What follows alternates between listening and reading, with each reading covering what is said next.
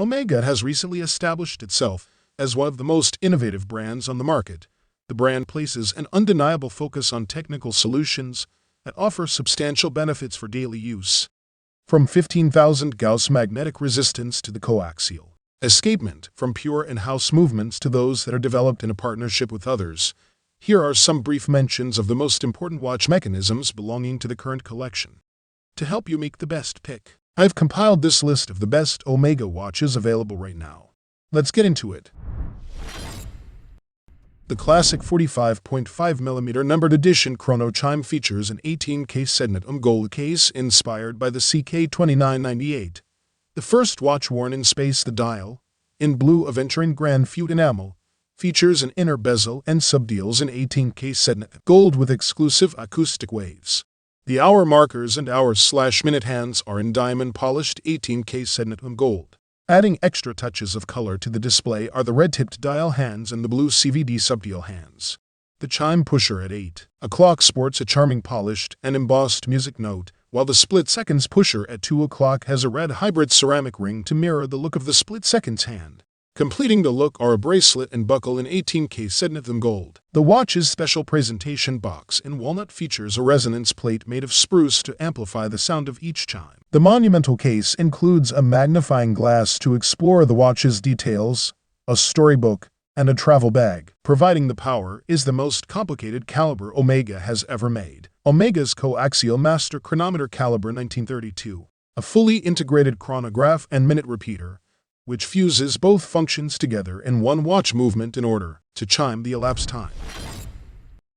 The Omega Constellation's claws are a feature, not a bug. They echo the brushed stainless steel case and the rhodium-plated Omega logo, hands, and trapezoidal indices.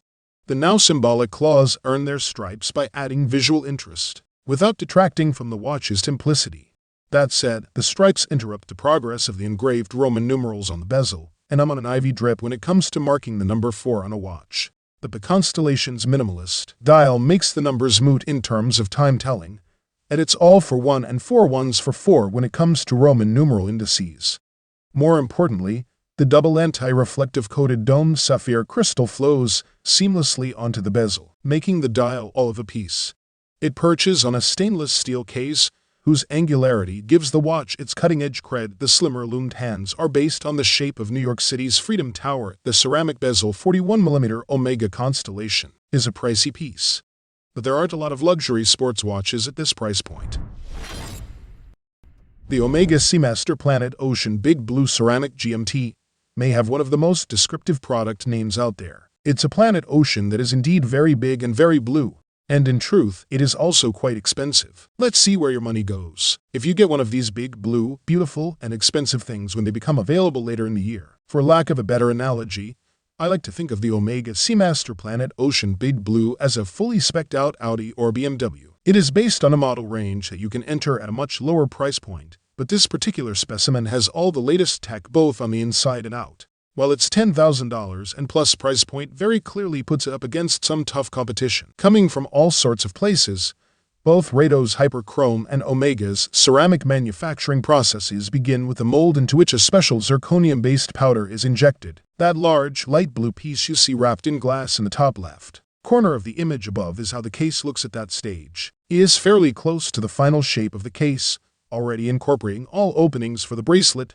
side inserts, crown, and pushers. The injected zirconium oxide inside the mold is then subjected to an extremely high pressure of around 1,000 bars, cooled down, and removed from the mold. Omega did something very cool and brought along a 5-piece puzzle to show how the case is crafted from a solid block of ceramic, along with a number of other production pieces for the bezel and case back. Unlike the Chanel J12 and nearly all other ceramic-cased watches, Omega's ceramic-cased watches do not use a steel inner core with a thin and relatively brittle ceramic layer wrapped around it. Instead, the case is solid ceramic through and through. All this noted, what's really super impressive is how Omega can finish ceramic, which is about 5 times harder than steel, coming in at around 1200 HV.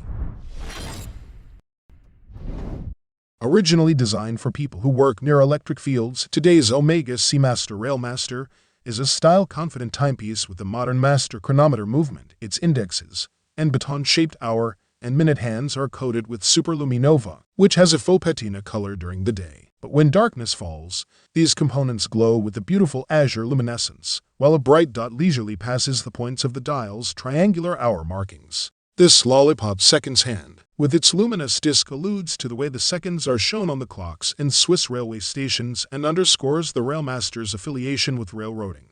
When the Railmaster debuted in 1957, it was the latest expression of a long-standing. Omega first delivered pocket watches to railroad companies in 1895. The Railmaster was the first wristwatch designed specifically for railroad employees, scientists, electricians, and technicians who work in close proximity to strong electric currents. Early Railmaster watches were equipped with a special double case that could protect the movement against the adverse effects of electrical fields up to an intensity of 1000 Gauss. A familiar face appears again with the Omega DeVille Tourbillon numbered edition and its trademark center-mounted tourbillon. Originally debuted in 1994, what's new is a solid gold movement with a master chronometer certification that entails anti-magnetic properties, a first for an Omega tourbillon, and a stunning new caseback view on this hand-wound caliber.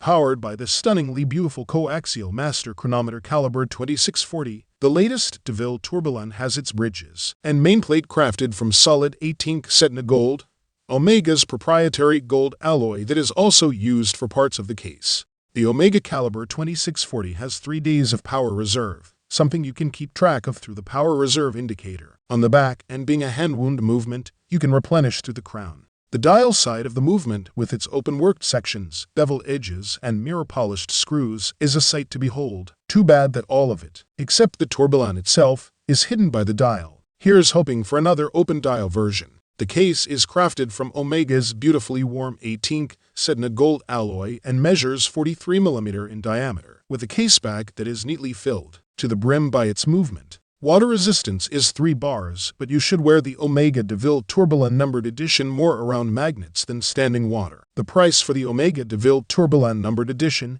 is $168,000 and before taxes. Despite being a numbered edition, the DeVille with its central tourbillon will not be limited to a set number of pieces. Instead, those few that will be made will have their individual number displayed on the back of the movement. A beautifully made and intelligently engineered watch for the well-heeled Omega collector. I hope you guys enjoy this review. Let me know if you guys have any comments or questions on it.